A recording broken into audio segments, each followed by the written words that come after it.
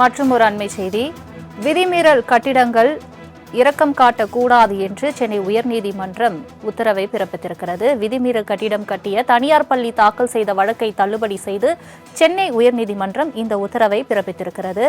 விதிமீறல் கட்டிடங்களுக்கு இரக்கம் காட்டக்கூடாது என்று சென்னை உயர்நீதிமன்றம் புதிய உத்தரவை பிறப்பித்திருக்கிறது. இது தொடர்பான மேலும் விவரங்களை தருவதற்காக செய்தியாளர் கிருஷ்ணமூர்த்தி இணைப்பில் இருக்கிறார். கிருஷ்ணமூர்த்தி, வணக்கம். தற்போது சென்னை உயர்நீதிமன்றம் விடுத்திருக்கக்கூடிய இந்த உத்தரவில் என்னென்ன குறிப்பிடப்பட்டிருக்கிறது, அது தொடர்பான முழு விவரங்கள்? வணக்கம். சென்னை கொளத்தூரில் செயல்பட்டு வரும் தனியார் பள்ளி தரைத்தளம் மற்றும் முதல் தளத்திற்கு மட்டும் அனுமதி பெற்ற நிலையில் அனுமதி இல்லாமல் தரைத்தளம் மற்றும் 3 தளங்களை கிடைத்துள்ளது. இந்த விதிமீறல் தொடர்பாக பள்ளிக்கு எதிராக நடவடிக்கை எடுக்க எதிர்ப்பு தெரிவித்து பள்ளி நிர்வாகம் சென்னை உயர்நீதிமன்றத்தில் வழக்கு தொடர்ந்துள்ளது. இந்த வழக்கு நீதிபதிகள் ஆர் சுப்பிரமணியன் மற்றும் நீதிபதி குமரப்பன் அமர்வில் விசாரணைக்கு வந்தபோது பள்ளி நிர்வாகம் தரப்பில் பள்ளியில் 1500 மாணவர்கள் படித்து வருவதால் கருணை காட்ட வேண்டும் எனவும் சென்னை தியாகராய நகரில் ஏராளமான விதிமீறல் கட்டிடங்கள் உள்ளதாகவும் வாதங்கள் வைக்கப்பட்டது.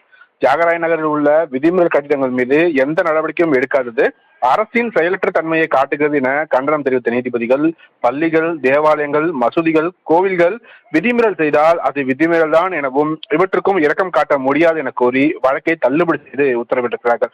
அதே சமயம் கல்வி ஆண்டு முடிவடையும் 2025ஆம் ஆண்டு ஏப்ரல் வரை பள்ளி மீது நடவடிக்கை எடுக்கக்கூடாது என மாநகராட்சிக்கு உத்தரவிட்ட நீதிபதிகள் இந்த அளவுக்கு மட்டுமே இரக்கம் காட்ட முடியும் எனவும் கருத்து தெரிவித்திருக்கிறார்கள். விரிவான தகவல்களுக்கு நன்றி கிருஷ்ணமூர்த்தி.